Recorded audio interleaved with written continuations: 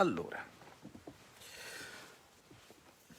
riprendiamo la lettura un po' a campione del complesso di Orfeo di Jean-Claude Michéa, un testo piuttosto complicato perché ha diversi livelli di lettura anche dal punto di vista della struttura del testo stesso. Ogni capitolo è seguito da una serie di scoli, di commenti, di approfondimenti in cui l'autore scava in alcune frasi del corpo principale del testo e segue delle direzioni, in alcuni casi molto interessanti anche per noi, in altri casi vi confesso che occorre una competenza estremamente approfondita nella storia dei movimenti politici francesi che hanno delle loro specificità e insomma ma ci sono delle frasi che hanno senz'altro un significato universale e che si applicano anche alla nostra situazione. Io in una diretta precedente vi ho letto la prefazione Elogio del retrovisore, ma avevo dimenticato di leggervi le 3 citazioni con cui si apre il libro e già queste 3 citazioni diciamo valgono il prezzo del biglietto. La prima dice: quello che ci incita a tornare indietro è tanto umano e necessario quanto quello che ci spinge ad andare avanti.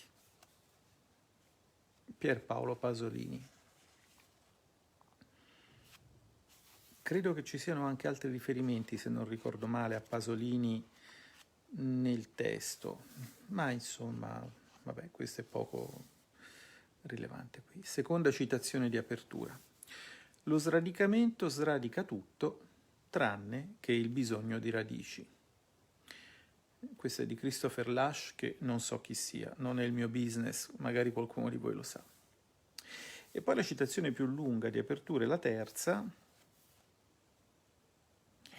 ed è di Orwell, un autore di estrema attualità, come molti di voi si saranno resi conto, ed estremamente vicino a Michéa. Michéa se ne ispira e ne trae molto nutrimento. Sentiamo cosa dice Orwell in questa terza citazione di apertura del complesso di Orfeo.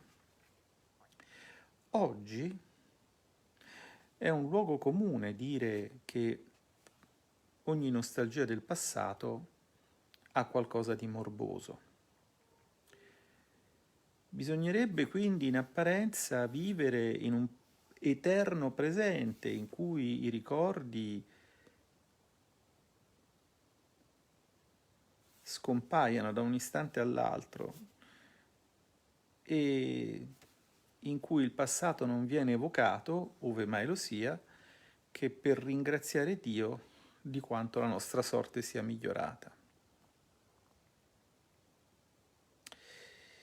Vedo in questo una specie di lifting intellettuale al quale si fa ricorso a causa di un terrore dell'invecchiamento che ha qualche cosa di snob. E queste sono le 3 citazioni di apertura. Adesso volevo un attimo entrare in alcuni scoli. Vi ricordo che diciamo, la prefazione, che si chiama Elogio del retrovisore, partiva, come forse ricorderete, dal saggio di un oscuro politologo che nel 1910 diciamo, divideva lo spettro politico in 3 bande, diciamo, la destra, il centro e la sinistra, dove la destra era lo ieri, la sinistra è l'oggi, il centro, scusatemi, è l'oggi e la sinistra è il domani, d'accordo? Quindi con questa idea sostanzialmente che la sinistra veniva definita come il partito del domani e quindi in virtù di una filosofia della storia particolarmente ingenua, quella che vede una storia unidirezionale e che quindi si rassegna alla scomparsa ritenuta ineluttabile di, non so, per esempio del mondo contadino, del mondo artigiano, delle tradizioni, propugna un vivere di sinistra come vivere con il proprio tempo, senza peraltro preoccuparsi più di tanto di come dare una forma, anziché subire la forma che altri danno a questo tempo e che quindi ha come, diciamo, principio, sommo principio ispiratore quello di rifiutare l'idea che prima le cose potessero andare meglio che adesso. Questo è sostanzialmente il punto centrale e ci ricorda Miscea e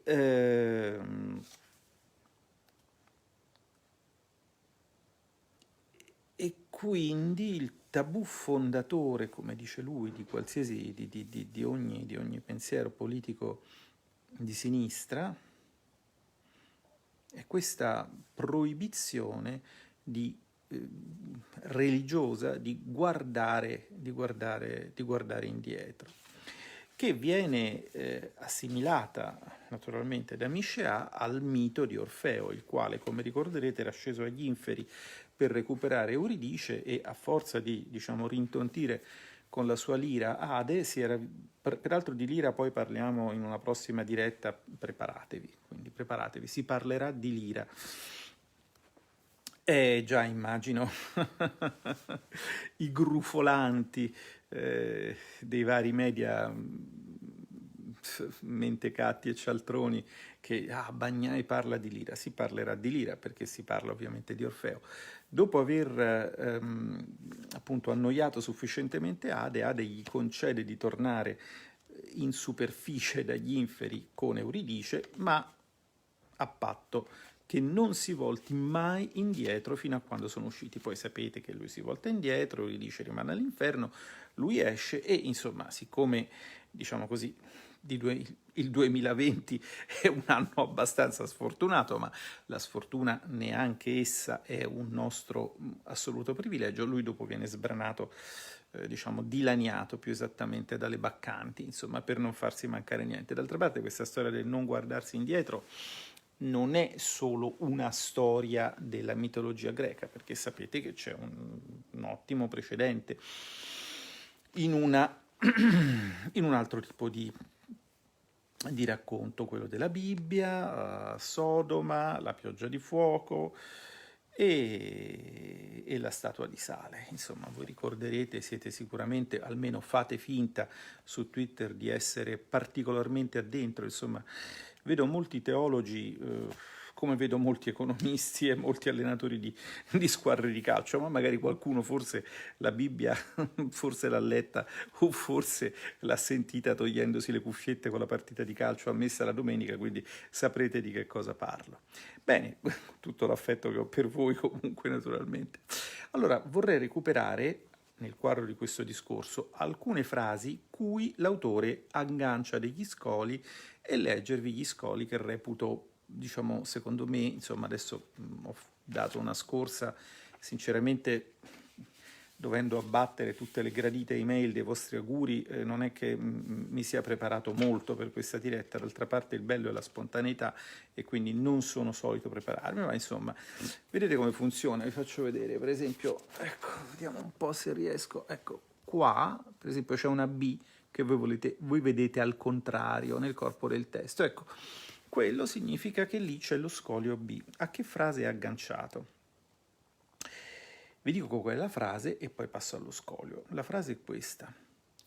D'altra parte, definendo enfaticamente la sinistra come il partito di domani, vale a dire ricentrandola sui soli valori supposti democratici, del progresso e della modernità, escludendo quindi qualsiasi riferimento alla lotta di classe o al potere dei lavoratori, la si confinava implicitamente in una postura metafisica di una semplicità terribile.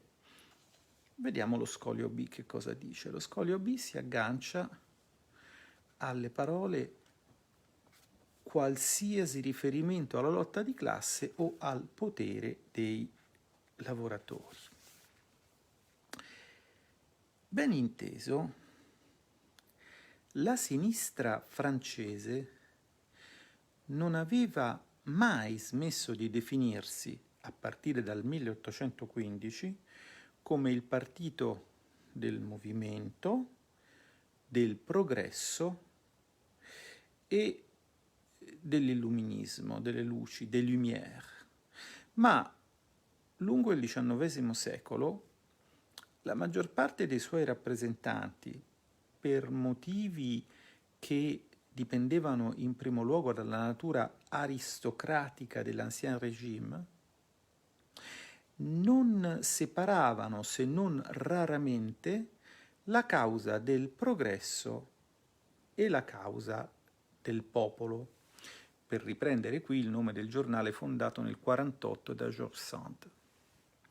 Solo alcuni liberali, che si chiamavano i dottrinari, si avventuravano già a opporre sistematicamente la sovranità della ragione, di cui si percepivano come rappresentanti naturali, a quella delle classi popolari, nella quale vedevano la matrice sempre feconda degli eccessi terroristi della rivoluzione e di tutte le rivendicazioni esagerate. E quindi sono, in un certo senso, i veri antenati filosofici dei giornalisti di Libération, che in Italia sarebbe il Manifesto, o du Grand Journal de Canal+, di cui non saprei trovarvi un equivalente italiano.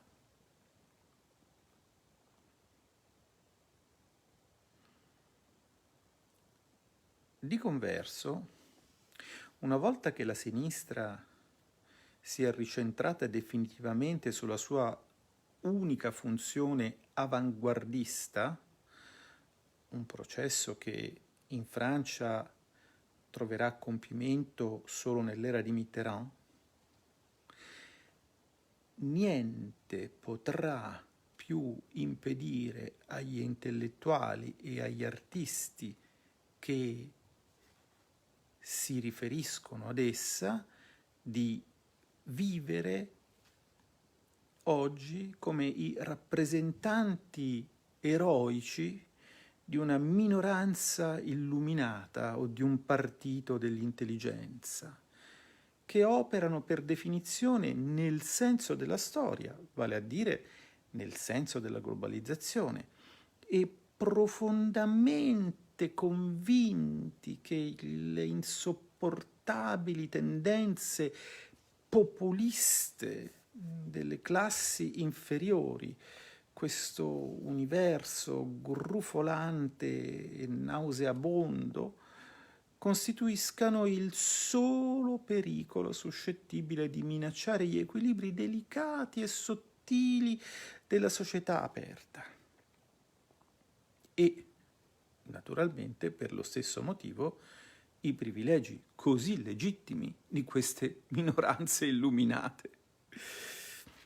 Come George Orwell constatava già nel 1937, la maggior parte degli intellettuali di sinistra sono ormai arrivati a pensare che, aperte virgolette, la rivoluzione non è un movimento di masse al quale essi vorrebbero associarsi, ma un insieme di riforme che noi, le persone intelligenti, imporremo alle classi popolari. Chiuse virgolette. Vi ricorda qualcosa? Vi ricorda qualcuno? Vi ricorda Padoa-Schioppa? Sì, abbastanza. Con tutto ovviamente il rispetto de mortuis nil nisi bono. Andiamo a un altro scolio. Dov'è che lo troviamo? Ah, eccolo qui, C. Questo è all'interno di un periodo particolarmente complesso, molto involuto. Insomma, è chiaro che mi rendo conto che chi diciamo, non ha letto, non si è educato su Proust, possa avere, per esempio, i lettori di Céline, cui va il mio fraterno abbraccio. Eh, il problema non è che era nazista, è che insomma, o viscista, è che insomma, vabbè, insomma, come scrittore, insomma, un po' deboluccio. Chi non si è educato a un certo tipo di periodare è facile che si perda, però se viene guidato da una lettura accorta, diciamo, può rimanere nei binari. Allora vi leggo questa frase di 1, 2, 3, 4, 5, 6, 7, 8, 9, 10, 11, 12 righe con parentesi e incisi e due scoli, il C e il D. Vi ricordo la frase ve l'ho letta l'altra volta.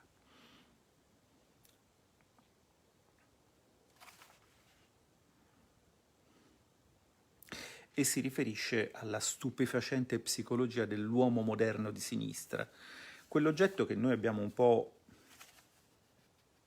non vorrei dire riduttivamente, ma insomma nel nostro gergo quello che noi chiamiamo il piddino, che non ha nulla a che vedere naturalmente con l'adepto del Partito Democratico, è l'uomo di sinistra, diciamo, di Michéa in qualche modo. Allora, che cosa dice Michéa?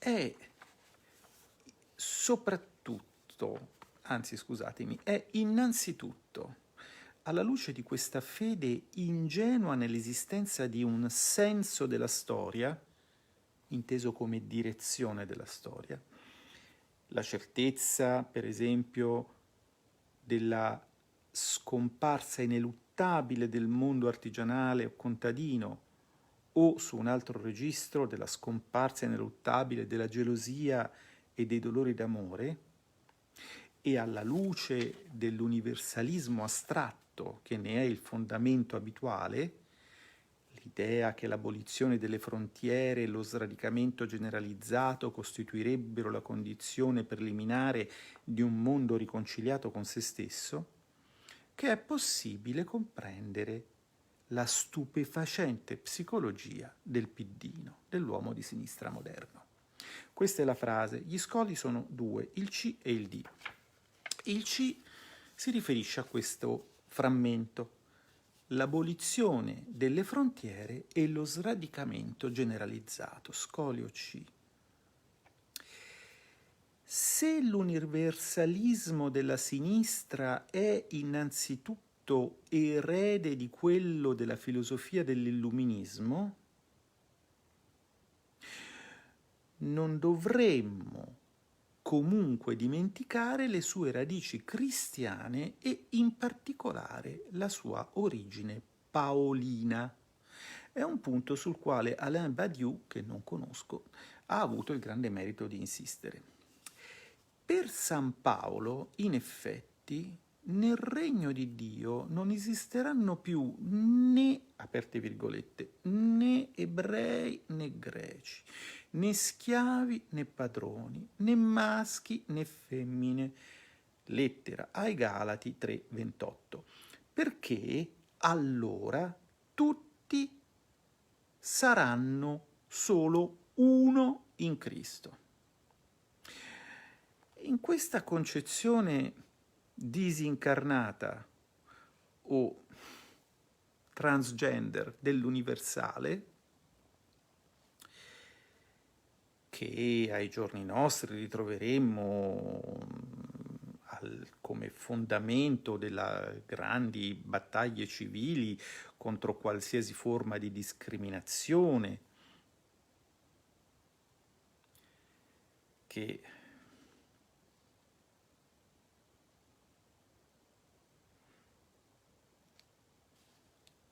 in questa concezione disincarnata dell'universale, ogni determinazione particolare, vale a dire ogni strutturazione simbolica concreta che si suppone possa rinchiudere un soggetto, individuale o collettivo, nei limiti di un'eredità storica o naturale data,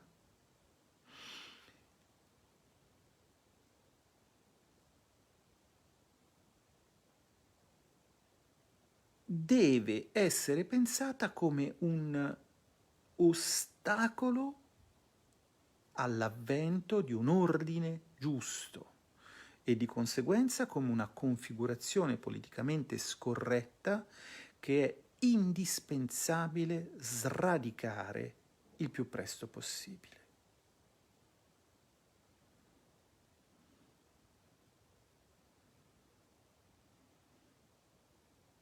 E certo.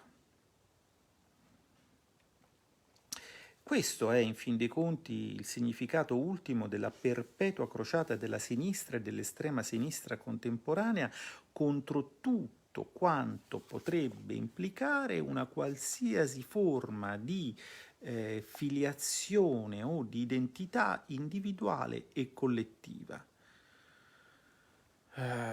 incluse quelle sul piano anatomico e sessuale.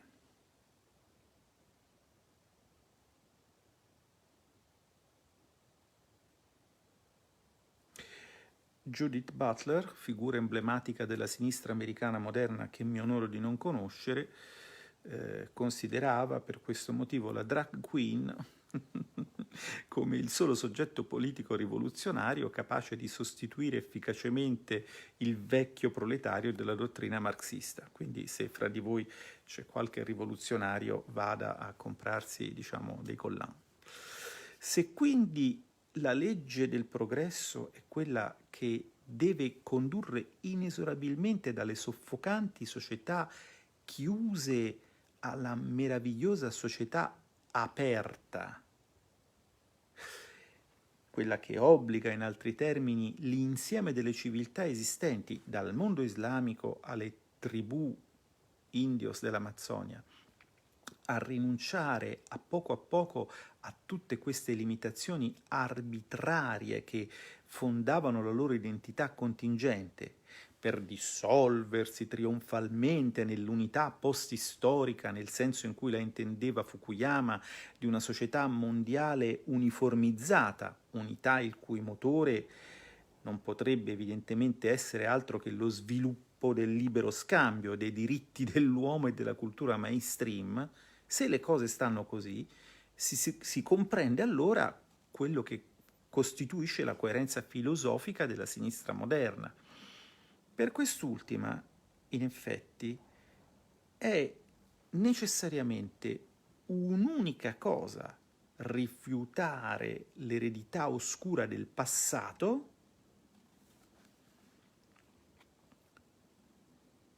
e combattere tutti i sintomi della febbre identitaria, vale a dire, in altri termini, tutti i segni di una vita collettiva radicata in una cultura particolare. E celebrare all'infinito la trasgressione di tutti i limiti morali e culturali ereditati dalle generazioni antecedenti, il regno compiuto dell'universo liberale paolino che deve coincidere per definizione con quello dell'indifferenziazione e dell'illimitazione assolute. Agli occhi dell'intellettuale di sinistra contemporaneo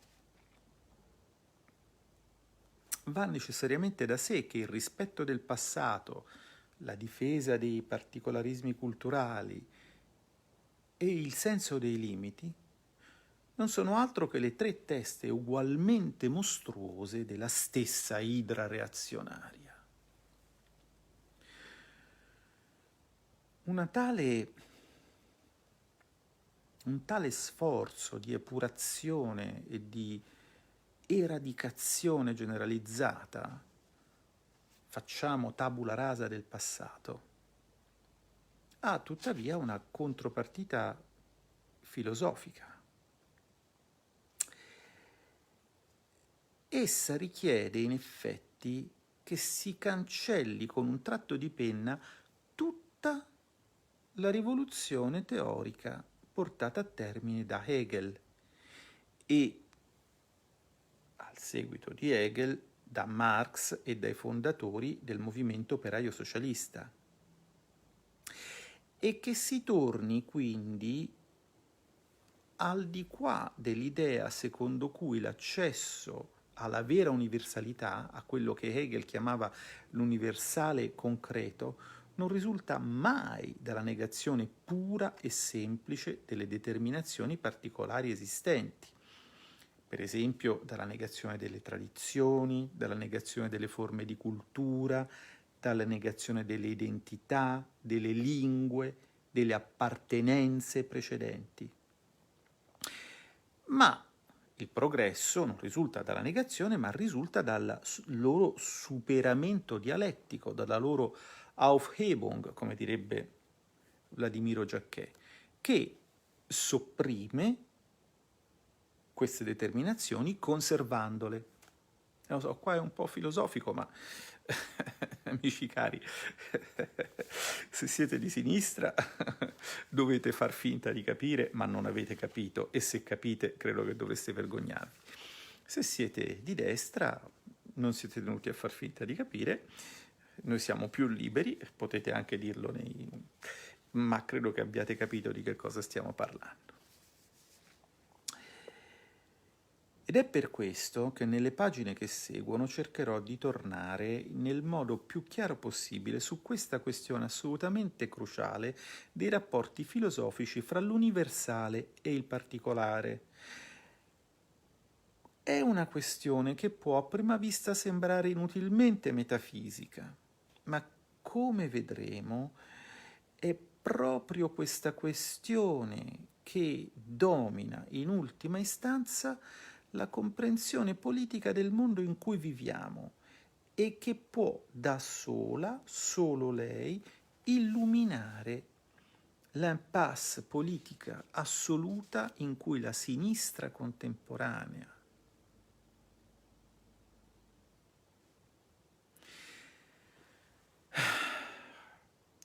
schiacciandola con tutto il suo disprezzo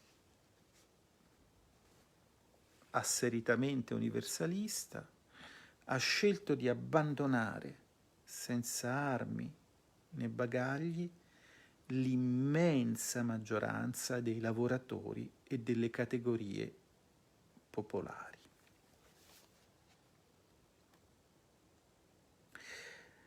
Ritorno alla frase,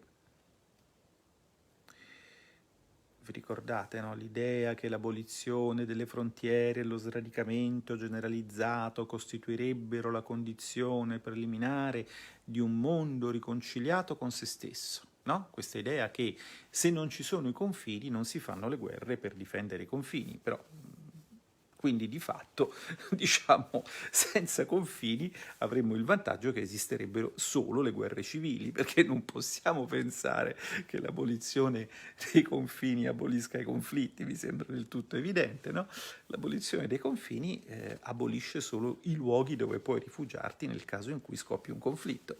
Insomma, questo mi sembra già questa notazione assolutamente semplice che diciamo, mi venne consegnata da un amico che è monarchico, ma incidentalmente è tanto una brava persona, mi fece capire con questo tratto di pennello che, diciamo, i no border sono sostanzialmente dei personaggi dell'upper class, perché tu puoi non preoccuparti di un mondo in cui non esistono rifugi solo se pensi che non ti toccherà mai di doverti rifugiare da qualche parte, solo se pensi di essere talmente fortunato, talmente nato dalla parte giusta della storia e della società che nessuno verrà mai a cercarti, o se mai qualcuno verrà a cercarti saranno 4 straccioni con i loro forconi, 4 sanculotti che magari ti trovano anche, ti fanno anche del male, ma che comunque nell'ordine naturale delle cose dovrebbero essere repressi dalle forze dell'ordine, cui tu nel frattempo cooperi per tagliare i soldi per la benzina, ma questo è un altro discorso. Allora, un mondo riconciliato con se stesso. Lo scolio D parte da queste parole. Un mondo riconciliato con se stesso. Ah, e così scopriamo anche chi è Christopher Lasch. Christopher Lasch, che vi ricordo, è autore della seconda citazione in apertura, quella che diceva lo sradicamento sradica tutto tranne il bisogno di radici. Dunque, Christopher Lasch è un autore abbastanza moderno. Allora, che cosa dice? Scolio di Un mondo riconciliato con se stesso. In titolo Cultura di massa o cultura popolare, riedito da Climat nel 2011, Christopher Lasch ci ricorda che per la sinistra liberale moderna ogni politica detta di democratizzazione, definita di democratizzazione, deve fondarsi su un programma educativo o un processo sociale o entrambi, attenzione, allarme bibbiano, capaci di strappare gli individui al proprio contesto familiare, di indebolire i legami di parentela, le tradizioni locali e regionali e qualsiasi forma di radicamento in un luogo. Negli Stati Uniti, in particolare, la liquidazione delle radici è stata considerata come la condizione essenziale dello sviluppo e della libertà. I simboli dominanti della vita americana, la frontiera e il melting pot, incarnano, fra l'altro, questa idea secondo cui solo gli sradicati possono accedere alla libertà intellettuale e politica. Fine della citazione di Christopher Lasch, che è a pagina 31 del suo saggio Cultura di massa o cultura popolare. Riprende Michéa: sradicati di tutto il mondo, unitevi sotto l'egida del mercato mondiale. Questo potrebbe essere, in sintesi, la nuova parola d'ordine della sinistra liberale. Poi siccome non ci facciamo mancare niente, c'è un terzo livello di lettura, perché c'è il livello del testo, quello degli scoli e quello delle note. Questa nota ve la voglio leggere, è la nota 1 che vedete lì e viene immediatamente a seguire, quindi ci torna perché fra l'altro cita un personaggetto che in Italia è più noto che, noto per diversi motivi che in Francia. Allora, questa idea, ritorno sull'idea che qualsiasi politica di democratizzazione deve fondarsi su un programma educativo, un processo sociale che strappi gli individui al loro contesto familiare, alle loro radici. Questa idea è del resto la tesi rivoluzionaria difesa da Michel Hart e Antonio Negri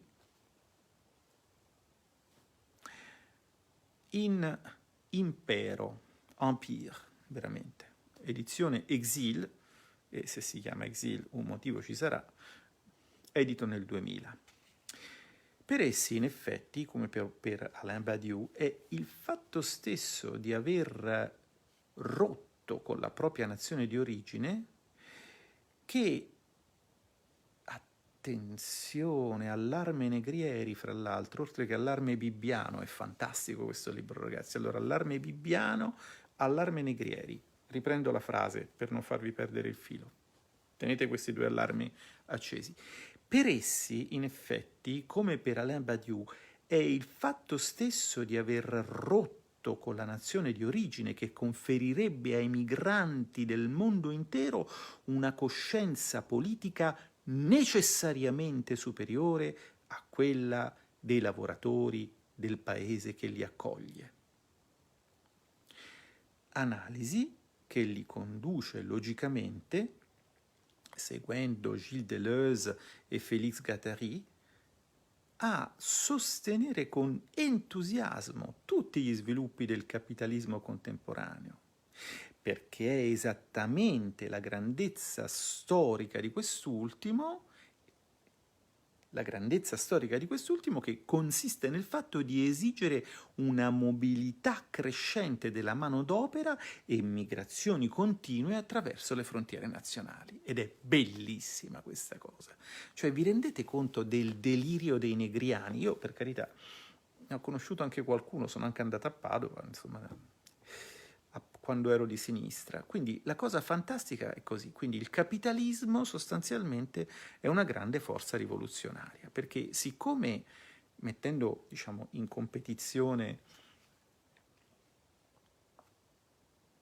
i lavoratori con quelli di paesi in cui il costo della manodopera è molto più basso, di fatto impone una mobilità crescente, no? D'altra parte, avete capito, se non hai fatto Erasmus come Maratin, non sei nessuno, no? Quindi adesso, povera Europa o povera Inghilterra, non ho capito. Ora che Erasmus non c'è più, ma perché non ci dovrebbe essere più? Poi questo anche non l'ho capito, ma non capisco, sono tante le cose che non capisco.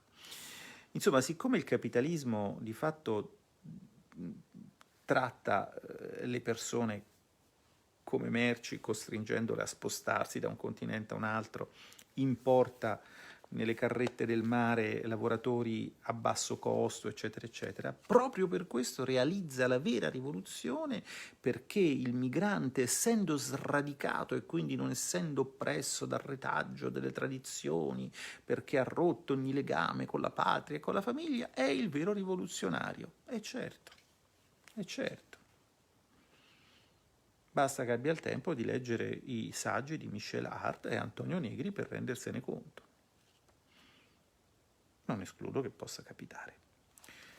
Vi leggo un altro scolio che riguarda noi, me e voi. È agganciato a questa frase, la frase che diciamo, dopo aver constatato che essere di sinistra significa vivere con il proprio tempo, allora necessariamente chi manifesta un inquietante conservatorismo necessariamente insomma, è reazionario, insomma, chiunque abbia un minimo attaccamento verso il tempo che fu è reazionario. La frase che segue, e qui è agganciato lo scolio, è questo: 2 peccati capitali che si possono riunire, se se ne avverte il bisogno elettorale, sotto il concetto ancora più oscuro di fascismo, e che bastano a definire interamente la demonologia specifica, il malleus maleficarum dell'uomo di sinistra. Bene, intanto apprezziamo questo richiamo al malleus maleficarum che ci fa capire perché, ci fa capire che e perché stiamo vivendo in un periodo di caccia alle streghe. Ma andiamo allo scolio E. Lo scolio E è attaccato alla frase sotto il concetto ancora più oscuro, più nero, più noir encore, di fascismo. Segue scolio. I termini conservatore, colui il quale vorrebbe mantenere le condizioni esistenti, e reazionario, colui il quale vorrebbe tornare indietro, non possono evidentemente definire dei reati di opinione che, se si aderisce preliminarmente a una teoria del progresso e della direzione della storia. Rousseau, quello vero naturalmente, per esempio, non avrebbe mai potuto ricorrere a una terminologia simile.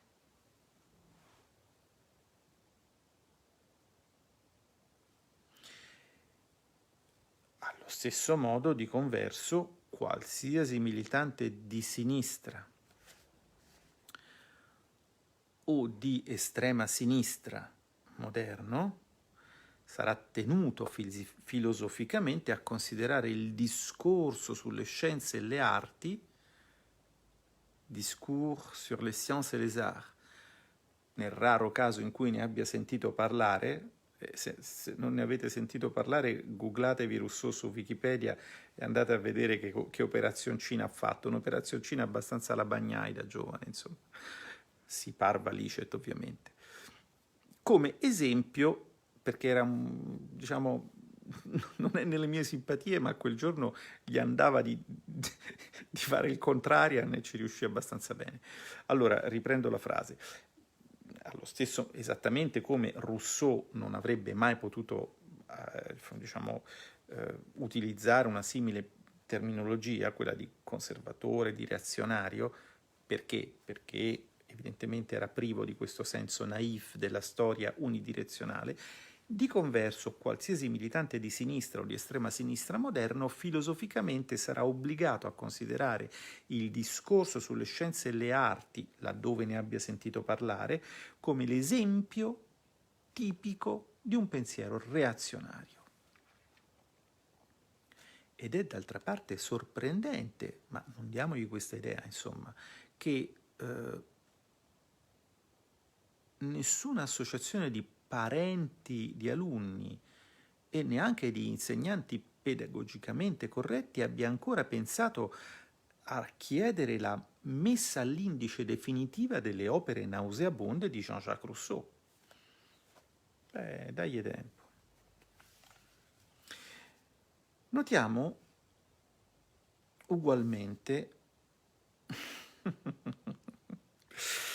che il primo filosofo ad avere sistematizzato l'uso politico negativo dei concetti di reazione e di conservatorismo, uso politico negativo. Allora, che cosa ci ha detto Michel? Ci ha detto che affinché il concetto di conservatorismo, ma anche quello di reazione, possano essere valutati negativamente, ad essi si possa associare un valore negativo, bisogna che preliminarmente si dia per scontato che andare avanti sia comunque un bene, anche se avanti non si sa cos'è. Il tipico caso di situazione in cui andare avanti non si sa cos'è è l'Unione Europea, perché come ci siamo detti, come anche illustri politologi ci hanno spiegato, penso a Gian Domenico Maione, il problema dell'Unione Europea è che è un processo senza punto di arrivo, bisogna andare avanti. Vedete quanto è connaturato questa ingenuità pericolosa e forse anche furba della sinistra e vedete anche come si trovano bene insieme la sinistra e l'Europa, no? Andare avanti. Verso dove? Avanti. Sì, ma avanti che c'è? Avanti, c'è il progresso. Sì, ma il progresso che è? Il progresso è perdere il posto di lavoro, il progresso è chiudere gli ospedali, però è bello perché il progresso è domani, ieri gli ospedali c'erano, domani non ci sono, quindi evidentemente non ci devono essere, è bene che sia così, capite di cosa stiamo parlando? Stiamo parlando di questo. E questa è una cosa antica, ecco, questo per esempio non lo sapevo. Allora, notiamo che il primo filosofo ad avere sistematizzato l'uso politico negativo dei concetti di reazione e di conservatorismo, prima ancora di Henri de Saint-Simon e Auguste Comte, è Benjamin Constant, per esempio nel libro Des réactions politiques, che non sapevo esistesse, del 1797. Vale a dire il rappresentante più significativo e più brillante della sinistra liberale nascente. Io di Benjamin avevo letto solo l'Adolphe, ma insomma ha anche scritto di politica. Sicuramente non è un caso.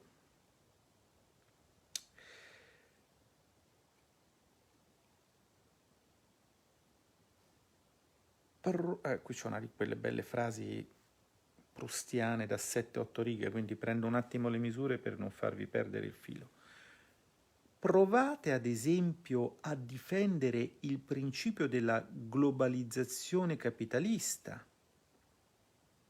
o quello delle centrali nucleari, senza appoggiarvi neanche un po' su una teoria del progresso, vale a dire sull'idea che si tratterebbe di sviluppi ineluttabili ai quali gli uomini dovrebbero prima o poi sottomettersi, e senza stigmatizzare parallelamente tutte quegli atteggiamenti conservatori che non si fonderebbero su nient'altro che una paura irrazionale dell'avvenire, un ripiegamento nostalgico su un mondo che non esiste più o il rifiuto xenofobo degli altri. Esistono senz'altro in Francia dei conservatori autentici e dei veri reazionari, ed è d'altra parte il ruolo di liberazione quello di inchiodarli ogni giorno alla gogna moderna. Ma ciò che è certo è che è praticamente impossibile incontrarne uno solo nei luoghi del potere moderno o fra i dirigenti delle grandi imprese capitaliste transnazionali. Ecco, lì, quelle elite lì, sono tutte molto progressiste e sapranno loro perché, e naturalmente sappiamo noi se ci identifichiamo con esse o per esempio con noi stessi. Ve ne dico un'altra. Allora, c'è un altro scolio, lo scolio F, che è legato a un'altra lunga frase che segue la frase che vi avevo appena letto, quella della demonologia specifica dell'uomo di sinistra, il malleus maleficarum, dove ci sono due demoni, il conservatore e il reazionario, che quando le esigenze della campagna elettorale lo richiedono, collassano nel demone del fascista. Salvini fascista, Bagnai fascista, Bagnai nazista, eccetera, eccetera. Vabbè, praticamente sono delle dimo umane. Vi ricordate le etichettatrici che c'erano negli anni '80? Ecco, quella roba lì.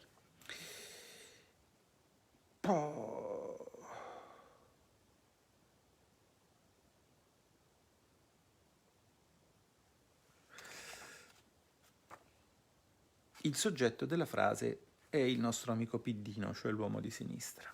E la frase dice questo: perché se c'è un unico pensiero malvagio, un unico cattivo pensiero che quest'ultimo deve incondizionatamente proibire a se stesso di concepire, in quanto ne dipende la salvezza della sua anima progressista, è proprio quello secondo cui su tale o tal'altro aspetto dell'esistenza collettiva, che si tratti della sicurezza di un quartiere o del livello degli alunni, della qualità dell'alimentazione o delle condizioni di lavoro, dello sviluppo degli spettacoli televisivi o del rispetto delle regole di buona educazione, le cose potessero andare meglio prima. Ecco, questo un uomo di sinistra non può dirlo, è un peccato mortale. Nessun piddino potrà assolvere nessun altro, neanche il gran visir dei piddini, neanche, non so, Eugenio Scalfari, per dire, può assolverti dall'idea di pensare che si stesse meglio quando si stava peggio e lui indossava il fez. Scolio F. Lo scolio F è legato alla frase le cose siano potute andare meglio prima. Un politico di sinistra potrà sempre riconoscere che, per effetto delle politiche impietose dei suoi cloni di destra, le condizioni di vita delle classi popolari si sono andate degradando in tutti i campi. E naturalmente bisognerà per fare questo che egli acconsenta a utilizzare altri indicatori rispetto a quelli che gli sono forniti abitualmente dalle statistiche pubbliche. Tuttavia, nessuno lo sentirà mai arrivare alla conclusione, che sarebbe tuttavia conforme alla logica più elementare, che se queste classi popolari vivono oggi sempre peggio, significa quindi che per loro le cose andavano un pochino meglio prima, vale a dire quando il capitalismo non aveva ancora sviluppato le sue più recenti metastasi.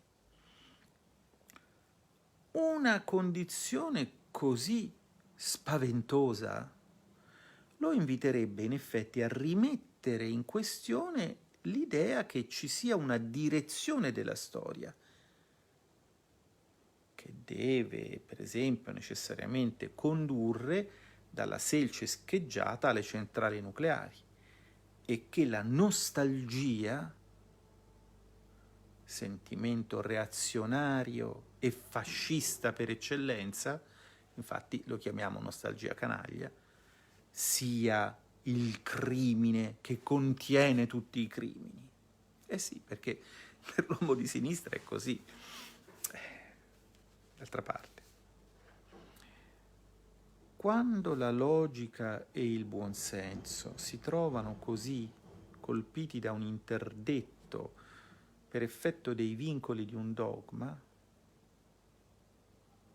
avrete capito tutti che abbiamo abbandonato da tempo il terreno della critica sociale per quello assolutamente rispettabile della pura e semplice fede religiosa. E infatti nel titolo si parla di religione del progresso. Ecco, il Piddino a modo suo è religioso, nel modo in cui parlava di religio Lucrezio, tantum religio potuit suadere malorum, insomma, ma questo solo quelli di sinistra sanno che cos'è, voi non lo sapete. E va bene così. Volete un altro scolio? Poi ce ne andiamo a dormire? Vediamo questo di che cosa parla. Ah, c'è il nostro amico Attalì.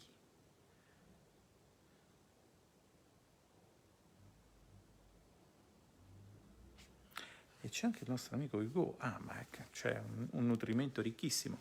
Scolio G. La Scolio G si attacca alla frase successiva. Vedete, questo è un pezzo che da pagina 14 a pagina 15, dove praticamente ogni frase ha il suo scolio. Ce sono 1, 2, 3, 4, 5. Abbiamo appena finito di dire che l'uomo di sinistra deve proibire a se stesso anche se il semplice pensiero che qualcosa potesse andare meglio prima. Ed è questo il punto centrale. Potrebbe accadere, dopo tutto, che l'avvenire radioso, il sol dell'avvenire, si manifesti alla fine più oscuro del previsto e che si sia costretti, di fronte alla lezione impietosa dei fatti, a abbandonare i sogni millenaristi di un mondo futuro in cui non ci sarebbe più niente di simile alla vecchia storia.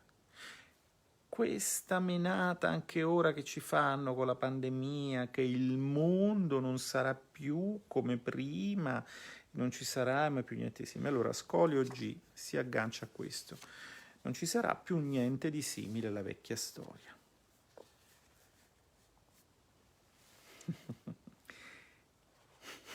Comincia con una lunghissima citazione di...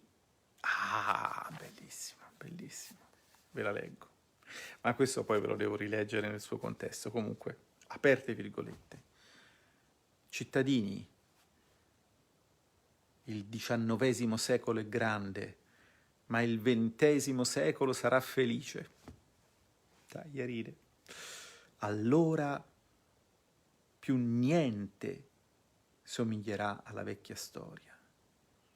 Non dovremo più temere come oggi una conquista, un'invasione, un'usurpazione, una rivalità di nazioni a mano armata, un'interruzione della civiltà che dipenda dal matrimonio di re, una nascita nelle tirannie ereditarie, una divisione di popoli per congresso, lo smembramento di una nazione per il crollo di una dinastia, il combattimento di due religioni che si incontrano, che si affrontano l'una all'altra come due caproni nell'ombra.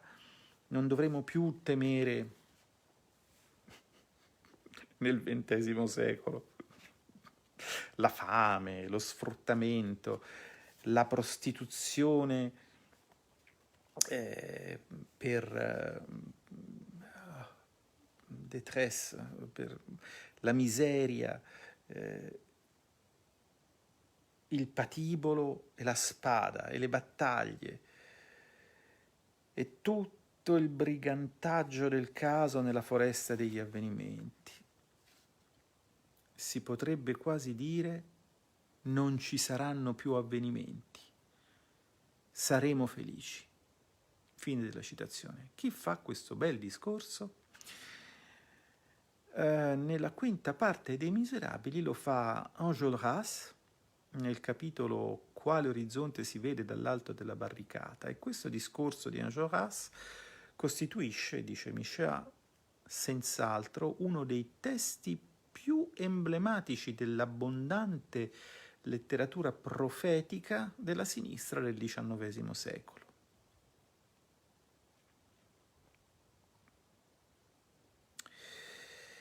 Vale la pena di notare che Enjolras, secondo Hugo, somigliava troppo a Saint-Just e non abbastanza a Anacarsis Clothes, ma da qualche tempo, sottolinea Hugo, usciva dalla forma stretta del dogma a poco e si lasciava andare alla larghezza del progresso, e era venuto piano piano ad accettare come evoluzione definitiva e magnifica la trasformazione della grande Repubblica francese in immensa Repubblica umana. Ecco, anche qui no border, anche Enjolras, anche lui un no border. Victor Hugo, sicuramente il più sublime degli scrittori francesi di sinistra, non poteva immaginare che questa stessa idea del progresso e della scienza fatta governo avrebbe dato luogo a una religione particolarmente assassina e dotata di dogmi ugualmente angusti. Almeno aveva la scusa di scrivere queste righe nel 1862, ovvero 150 anni prima Jacques Attali.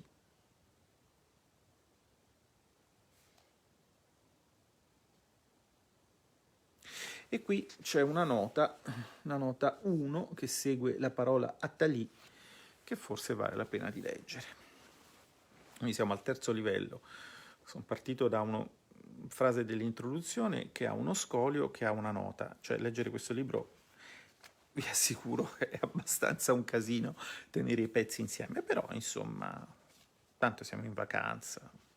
Poi, se volete, ve ne andate.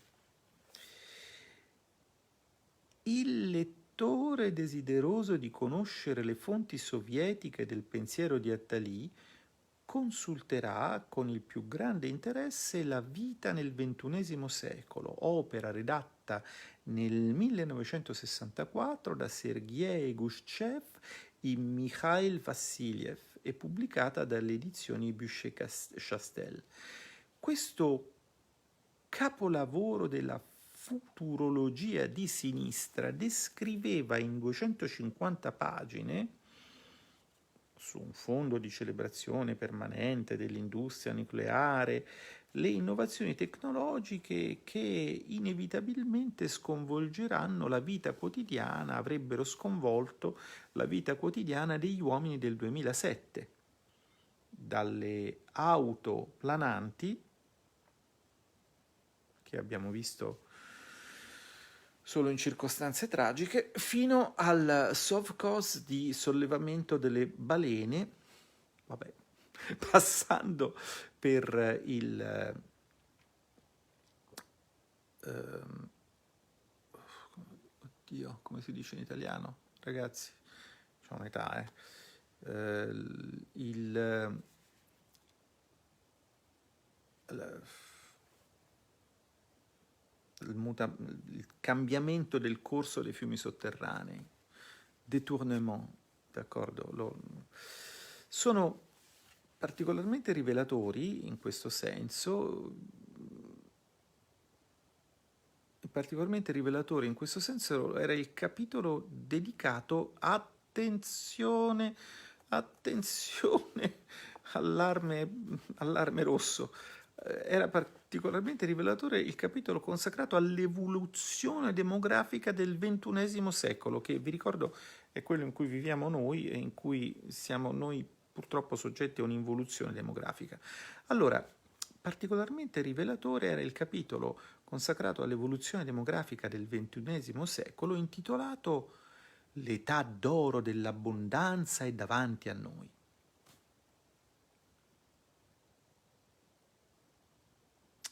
Età in cui evidentemente ci sarebbero stati dappertutto, aperte virgolette, dei frigoriferi speciali in cui saranno conservati i corpi delle persone appena morte, chiuse virgolette. Vabbè. Alla domanda se sarebbe potuto esistere un giorno un limite alla crescita della popolazione terrestre, l'accademico Semyon Isakovich Volkovich, avversario implacabile di Malthus e difensore fanatico dei pesticidi e dei concimi fertilizzanti di sintesi, rispondeva agli autori dell'opera con sicurezza e senza esitazione: no, non possono esserci limiti. È esattamente questo tipo di certezza a prioristica che definisce l'essenza di qualsiasi pensiero di sinistra, o, se preferite, l'essenza della metafisica progressista della mancanza di limite. E si capisce molto meglio, d'altra parte, l'accoglienza glaciale che doveva necessariamente essere riservata dalla sinistra ortodossa nel 1972 al rapporto del Club di Roma sui limiti della crescita e sull'esistenza di un limite ecologico, di un muro ecologico, di un limite ecologico. Un programma mostruoso, secondo le parole allora utilizzate dalla direzione del Partito Comunista. Sì, perché, come avrete capito, anche perché sapete chi lo pubblica in Italia, Miscià è un po' un decrescista, ma è tanto una brava persona, insomma, a modo suo. Vediamo se c'è qualcos'altro che ci possa interessare. Un po'.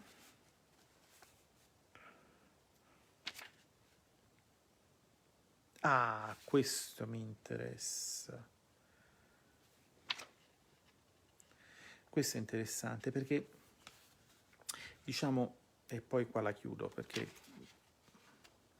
vi dico che la chiudo, ma poi mi va di continuare a leggere, però insomma no, la chiudo perché se no poi non dormo e non ha nessun senso non dormire, che ci sarà abbastanza da stare svegli l'anno prossimo. Allora, perché l'uomo di sinistra guarda avanti? Perché ha paura di guardare indietro. E dietro cosa è successo?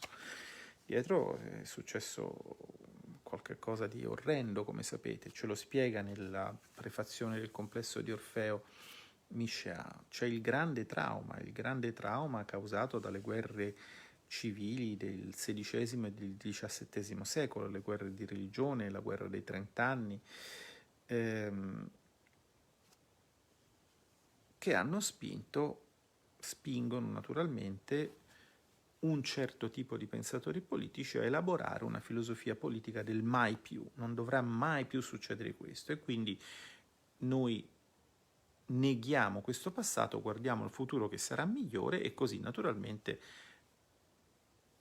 siccome non possiamo guardare indietro perché indietro c'è la notte di San Bartolomeo, andiamo avanti a stendardi spiegati e fanfare trionfanti verso Auschwitz o verso quello che ci sarà nel XXI o XXII secolo, che potrà potenzialmente anche essere peggio di Auschwitz, perché non abbiamo mai visto gli uomini spaventarsi di fronte alla necessità di scavare per cadere più in basso da dove erano arrivati.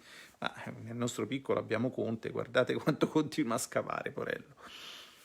Allora vi leggo questa frase e lo scolio.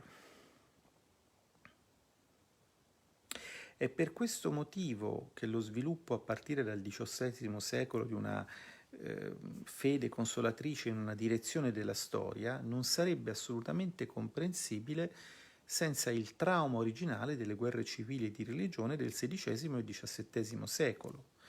Trauma la cui traduzione immediata era stata, per riprendere una formula retorica che la sinistra ci ha reso familiare, una filosofia del mai più. Scolio I. Una filosofia del mai più.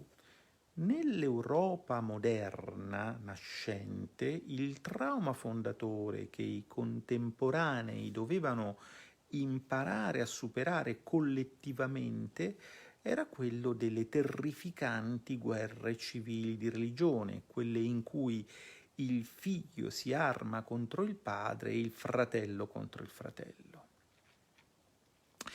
E esattamente come il celebre decreto ateniese del 403 aveva imposto all'indomani della guerra del Peloponneso il divieto di evocare in pubblico gli avvenimenti drammatici che erano appena accaduti, si sperava così,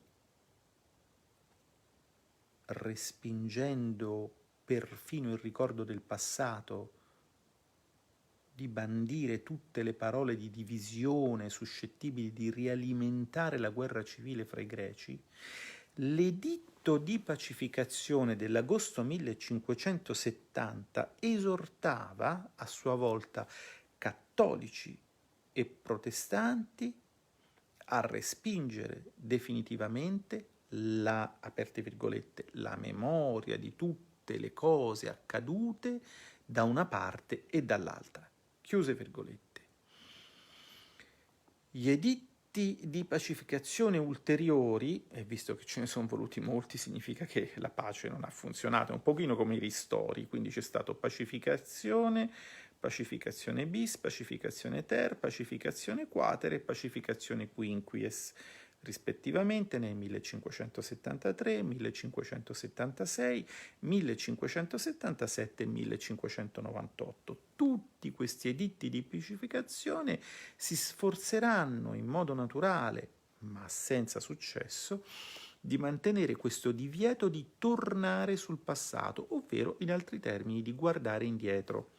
E nel 1584 il giurista Antoine Loisel cercherà addirittura di teorizzare filosoficamente questa politica di amnesia volontaria in un'opera che sarà ripubblicata regolarmente in seguito e che si intitolava Sull'amnestia o l'oblio dei delitti, dei mali, scusatemi, fatti e ricevuti durante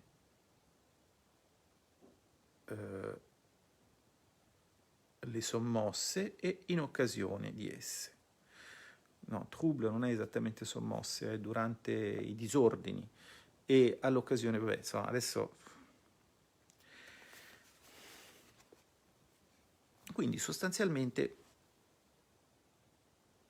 c'è stata una filosofia politica dell'oubliance, dell'oblio.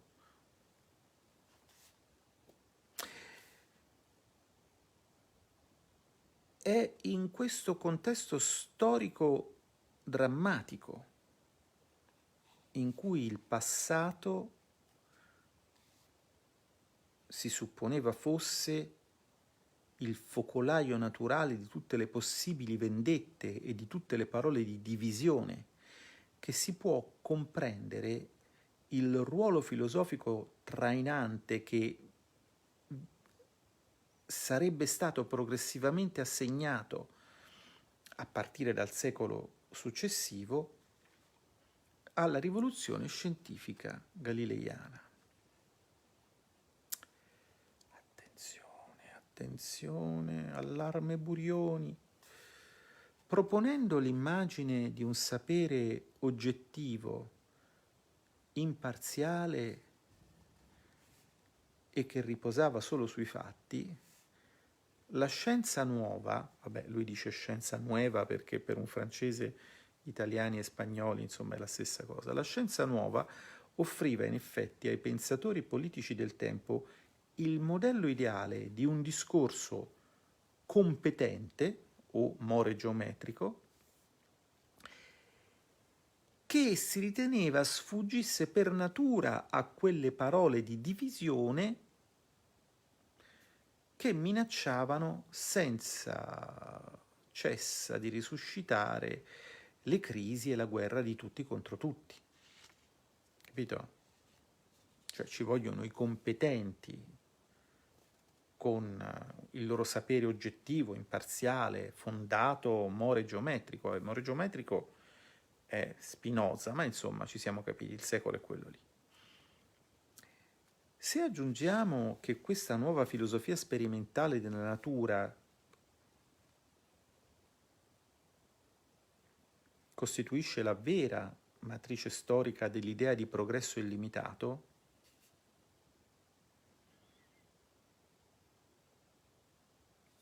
come Pascal aveva subito fatto notare nel suo trattato sul vuoto, la scienza è il solo ambito intellettuale in cui i moderni possono fondatamente fare lezione agli antichi. Si vede quindi che tutte le condizioni ideologiche e concettuali si trovavano finalmente riunite per definire la soluzione moderna del problema teologico-politico. Eh sì, perché se per i piddini la filosofia e la politica è una fede, ci vuole una teologia politica. E per rendere pensabile l'idea di una direzione della storia che Adam Smith, Turgot e Condorcet si incaricheranno di mettere a punto, un'idea di direzione della storia che ricalca lo sviluppo delle scienze e della tecnica e la cui funzione ideologica principale sarebbe quella di legittimare la rottura progressiva del genere umano con la barriera opposta da tutte le civiltà precedenti.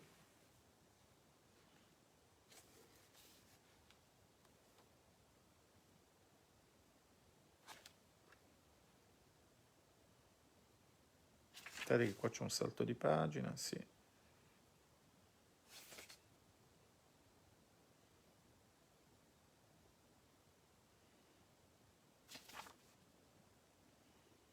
Sì.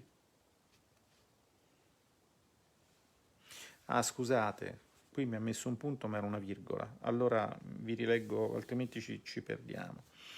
Vabbè, allora, se aggiungiamo che questa nuova filosofia sperimentale della storia costituisce la vera matrice storica dell'idea di progresso illimitato, si vede che tutte le condizioni ideologiche e concettuali si trovavano riunite all'inizio del XVI secolo per definire la soluzione moderna del problema teologico-politico e per rendere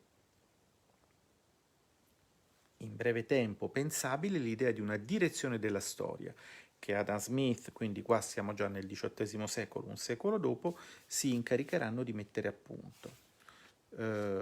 Idea che ricalca lo sviluppo della scienza e della tecnica e la cui funzione ideologica principale sarebbe quella di legittimare la rottura progressiva del genere umano con la barriera presunta di tutte le civiltà anteriori. L'ideologia coloniale, elaborata dalla sinistra repubblicana del XIX secolo, non costituisce da questo punto di vista che uno dei molteplici effetti secondari di questa nuova metafisica della storia. Noi siamo il futuro, voi siete il passato, siamo arrivati noi e comandiamo noi, insomma, per il vostro bene. E insomma, è denso, è denso. Va bene.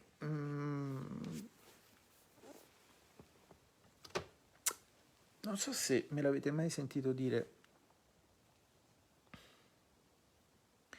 quando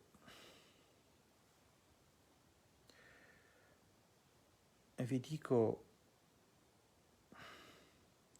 che le radici del male sono molto profonde, ecco, voglio dirvi quello che sta scritto su queste pagine. Però, diciamo, non ci lasciamo abbattere, ma non ci lasciamo neanche sorprendere. Buonanotte.